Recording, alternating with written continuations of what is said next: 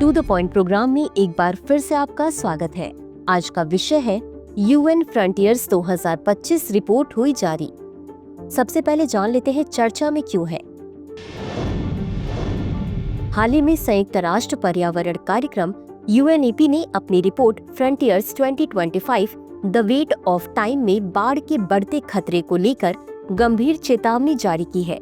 इन बाढ़ों के कारण नदी, झील और तटीय इलाकों में जमी हुई पुरानी विषैली रासायनिक सामग्री पर्यावरण में फिर से निकल सकती है।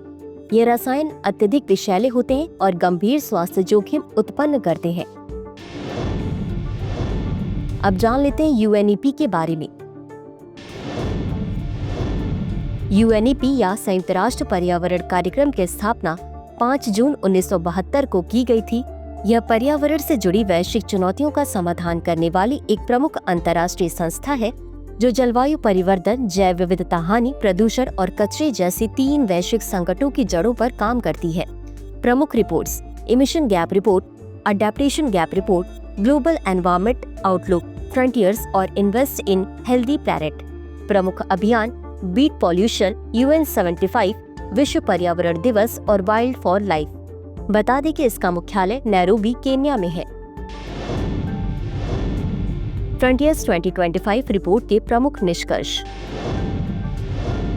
क्रायोस्फीयर में दोबारा सक्रिय होते सूक्ष्मजीव। वैश्विक तापमान में वृद्धि के कारण बर्फ की चादरों, ग्लेशियरों और परमाफ्रॉस्ट में जमे सूक्ष्मजीव दोबारा सक्रिय हो सकते हैं। इसमें कई सूक्ष्मजीव निष्क्रिय मृत हो सकते हैं, लेकिन कुछ रोगजनक रूप में खतरा बन सकते हैं। वहीं इन सूक्ष्मजीवों को दस्तावेजीकृत करना जरूरी है ताकि जलवायु इतिहास, विकास और संभावित रोगोपचार को समझा जा सके। नदी पारिस्थितिकी तंत्र की पुनर्बहाली: स्थानीय समुदायों, जिनमें आदिवासी, महिलाएं और युवा शामिल हैं, द्वारा बांधों जैसे अवरोधों को हटाने के प्रयास किए जा रहे हैं। यद्यपि इन अवरोधों को हटाना उपयोगी है, लेकिन इसे भूमि उपयोग, प्रदूषण और जलवायु परिवर्तन जैसे पहलुओं के समाधान के साथ जोड़ना भी जरूरी है। वृद्धि होती आबादी के लिए पर्यावरणीय जोखिम: जैसे जैसे वैश्विक बुजुर्ग आबादी बढ़ रही है, वह अधिक गर्मी, वायु प्रदूषण और आपदाओं के जोखिम का सामना करेगी, विशेष रूप से शहरों में। बता दें कि इन संवेदनशील समूहों की सुरक्षा हेतु अनुकूलन रणनीतियों का विकास आवश्यक है। बाढ़ों से निकलते पुराने प्रदूषक: पाकिस्तान 2010, नाइजर डेल्टा 2012 और टेक्सास 2017 जैसे बाढ़ों के दौरान भारी धातुओं और कीटनाशकों जैसे पुराने प्रदूषकों का पुनः प्रकटीकरण देखा गया है। गंदे अवसादों के जोखिम को समझना, प्राकृतिक बाढ़ सुरक्षा में निवेश और अवसादन उपचार में निवेश करना अत्यंत आवश्यक है। निष्कर्ष: फ्रंटियर्स रिपोर्ट यह दर्शाती है कि उभरते पर्यावरणीय मुद्दों को प्रारंभिक चरण में ही पहचानना और उनका समाधान करना अत्यंत आवश्यक है। ये चुनौतियां चाहे क्षेत्रीय या सीमित प्रतीत हों, लेकिन यदि समय रहते ध्यान न दिया गया तो ये व्यापक वैश्विक संकट बन सकती हैं। अब बारी है आज के अभ्यास प्रश्न की।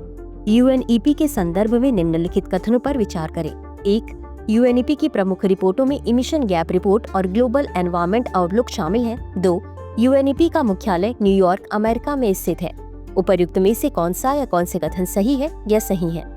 ए केवल 1, बी केवल 2, सी 1 और 2 दोनों, डी न तो 1 और न ही 2। इस प्रश्न का उत्तर कमेंट बॉक्स में जरूर दें। आज के लिए बस इतना ही। धन्यवाद।